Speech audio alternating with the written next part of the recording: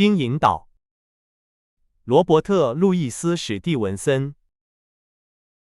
第32章。尋寶記，林中之聲。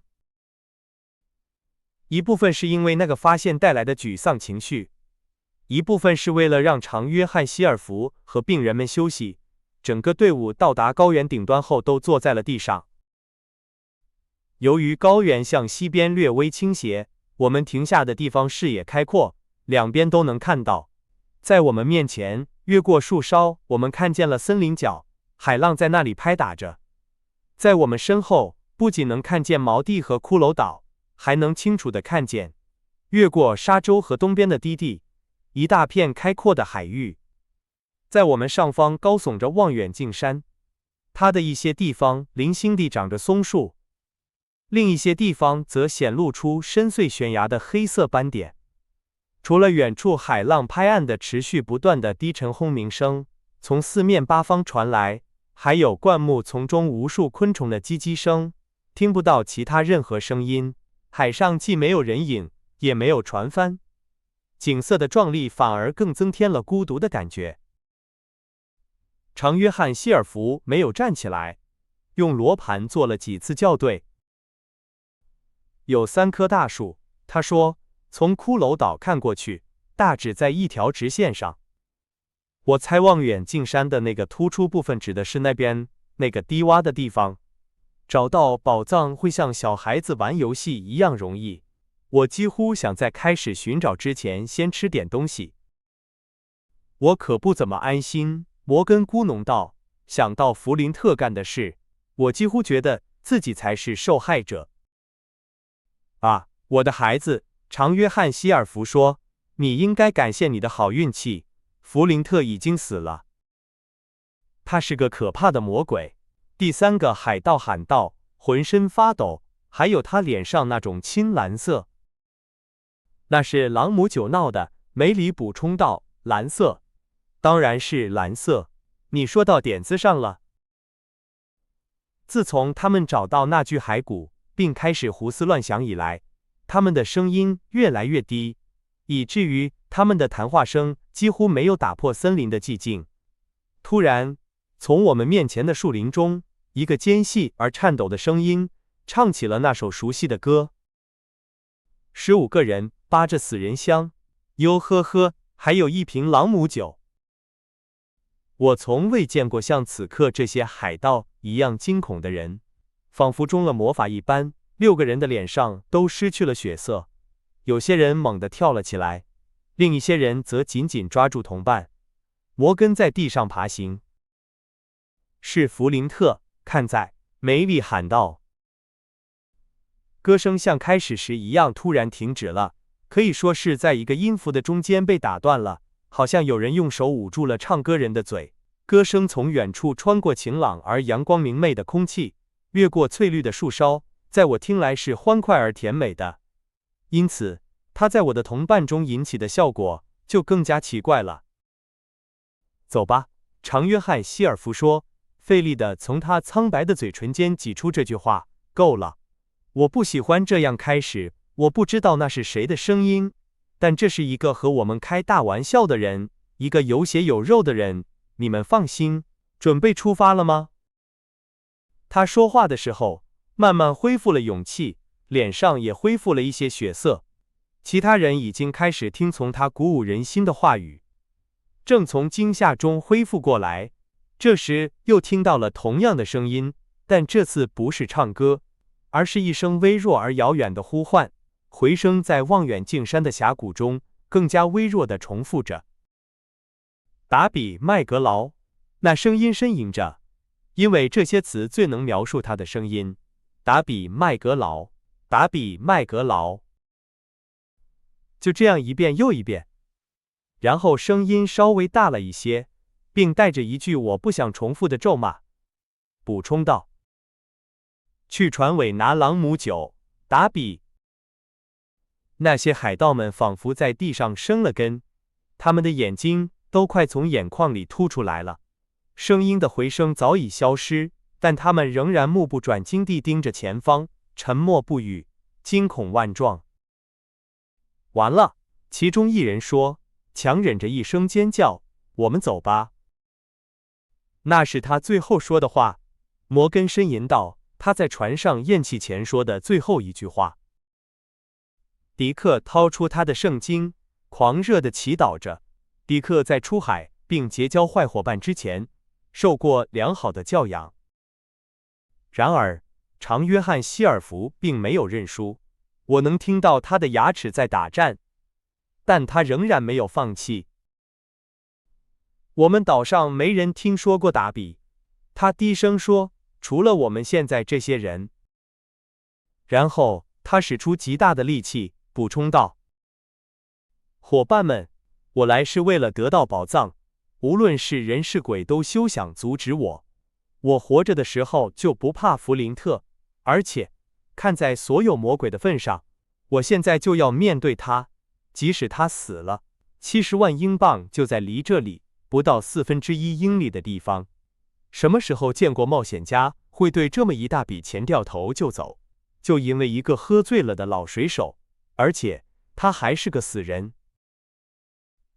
但是他的追隨者們沒有絲毫恢復勇氣的跡象，相反，可以說，他們的恐懼因那些褻瀆神明的話語而加劇了。小心點，約翰，梅里說，不要和鬼魂作對。至於其他人，他們嚇得說不出話來。如果他們敢，他們會四散奔逃。但恐懼讓他們聚在一起，並靠近約翰，仿佛他的大膽能給他們帶來幫助。約翰則幾乎已經控制住了自己的虛弱。一個鬼魂？也許吧，他說。但有一件事在我看來不清楚，回聲。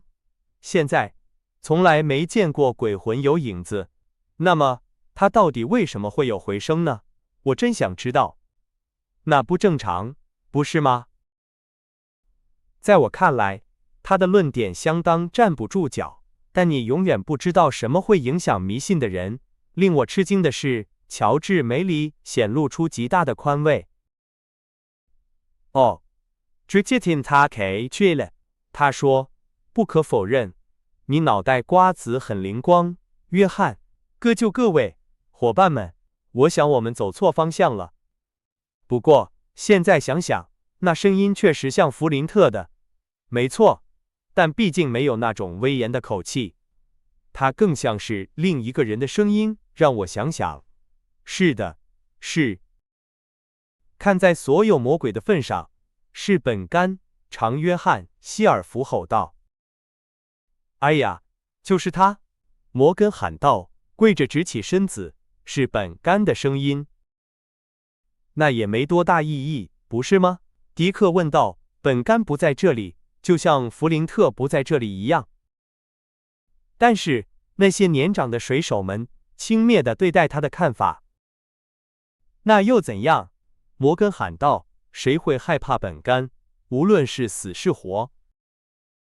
看到他們精神恢復，臉色也恢復了自然的紅潤，真是令人驚奇。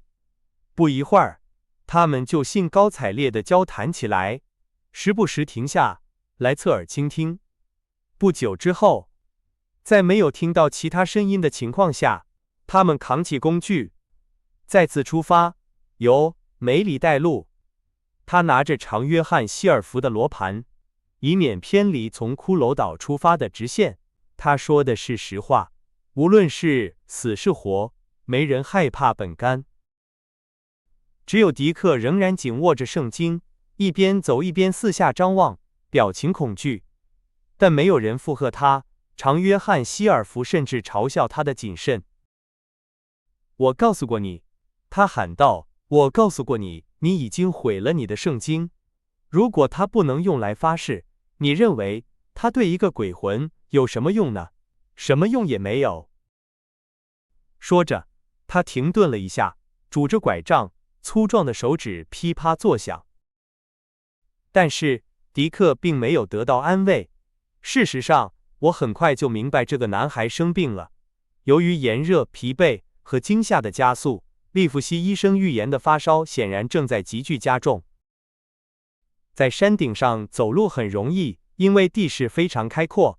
我們稍微向下走了一點，因為正如我之前說過的，高原向西邊略微傾斜。松樹無論大小都長得很稀疏，即使在肉豆蔻樹和杜鵑花叢中，也有許多開闊的空地，在陽光下炙烤着。